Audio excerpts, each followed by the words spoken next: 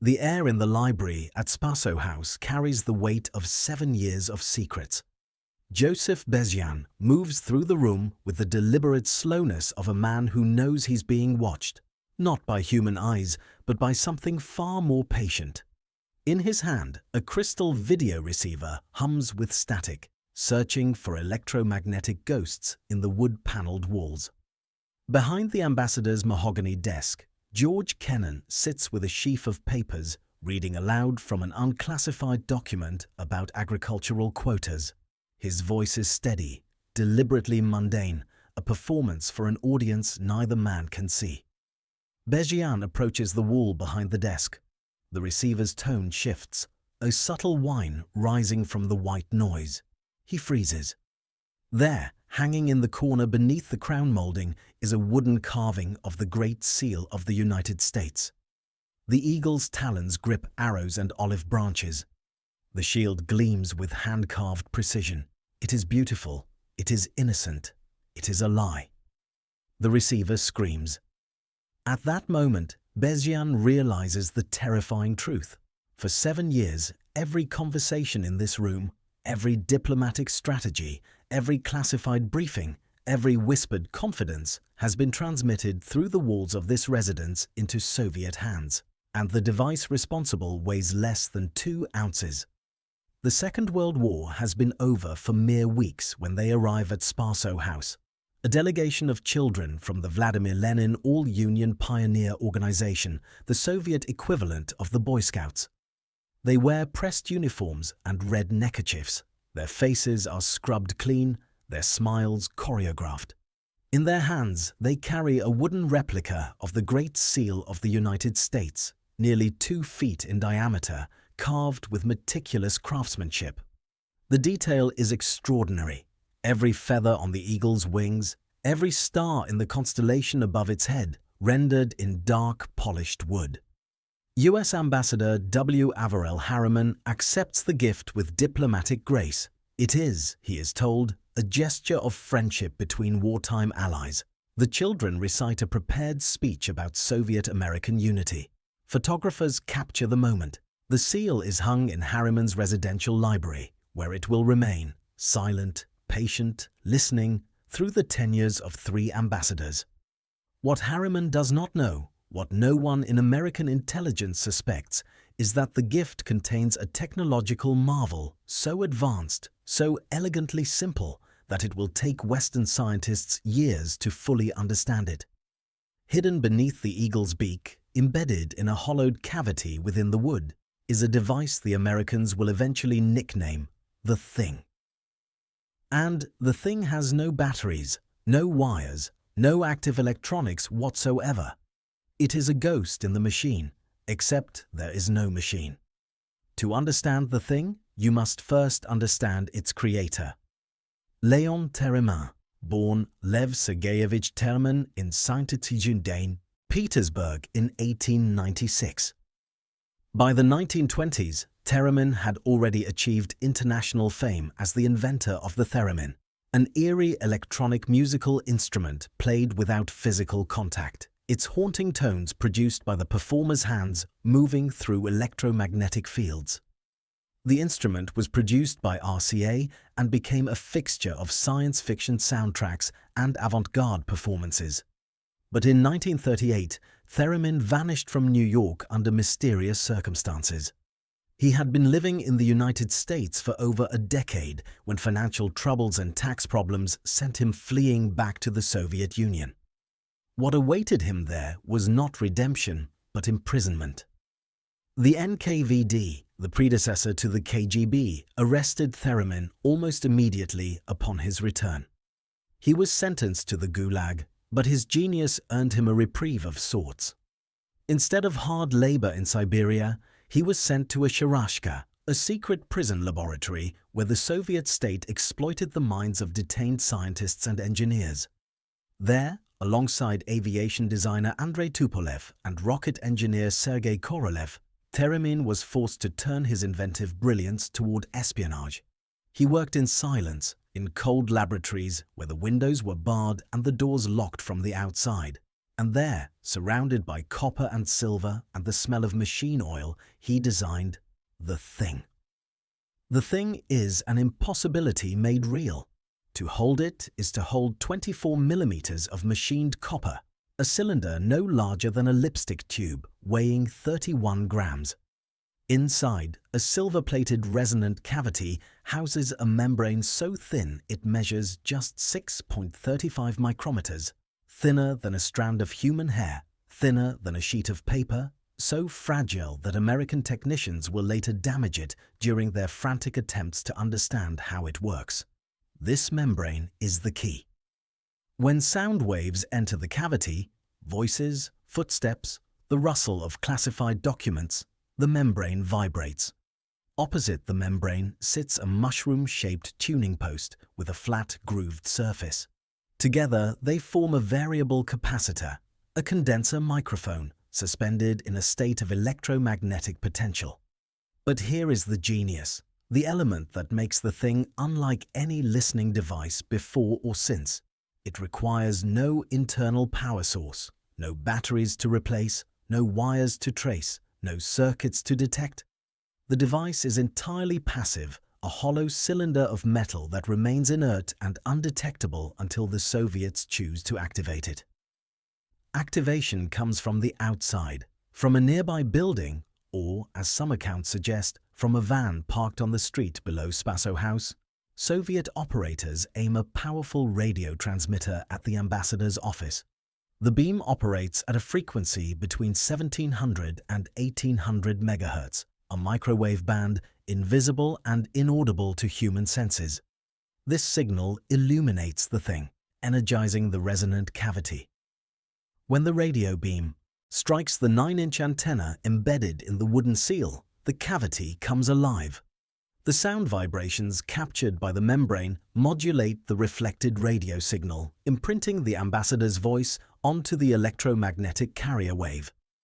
A Soviet receiver, tuned to the same frequency, demodulates the signal and renders it audible.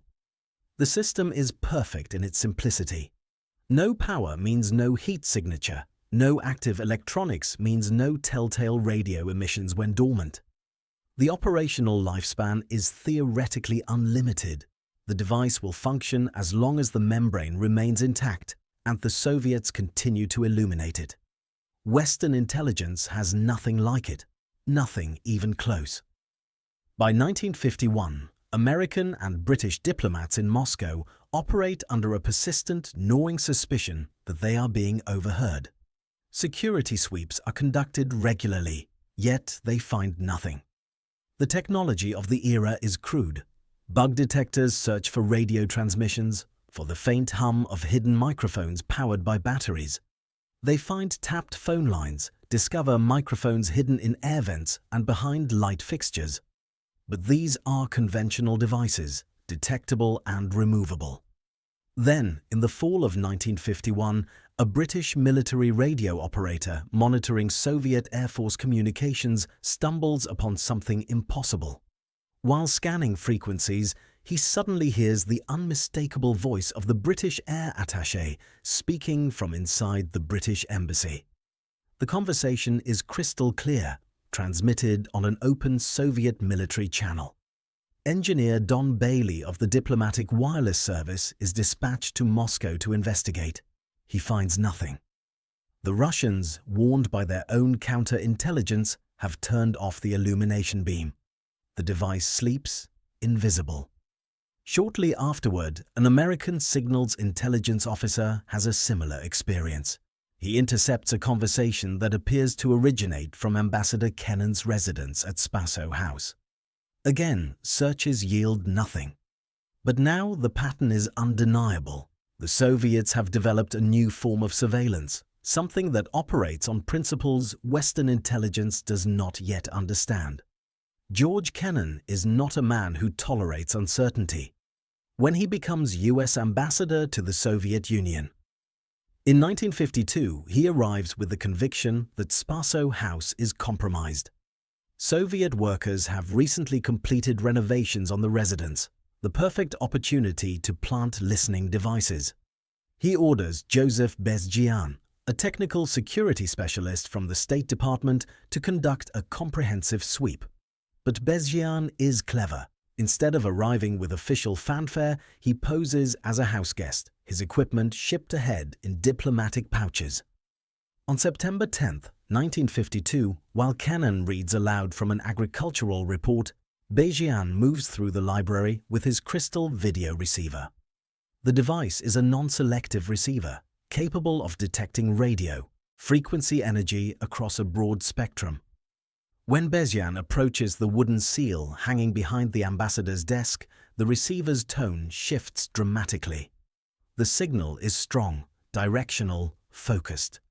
Bezyan stops.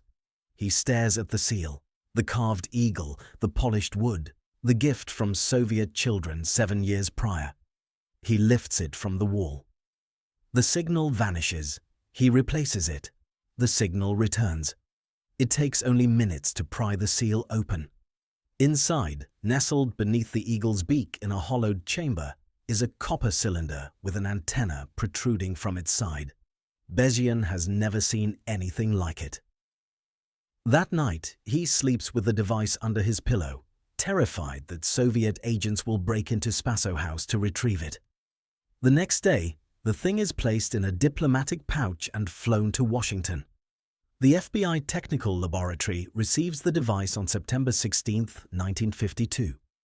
Technicians from the radio and electrical section examine it with a mixture of fascination and frustration. There are no transistors, no vacuum tubes, no power supply. Initial theories are wild. Is it a microphone? A transmitter? Some kind of relay? It takes days of experimentation before they understand the resonant cavity principle. Even then, the membrane is so delicate that American handling damages it. British scientist Peter Wright, working with MI5 and the Marconi Company, eventually manages to get a replica functioning at 800 MHz.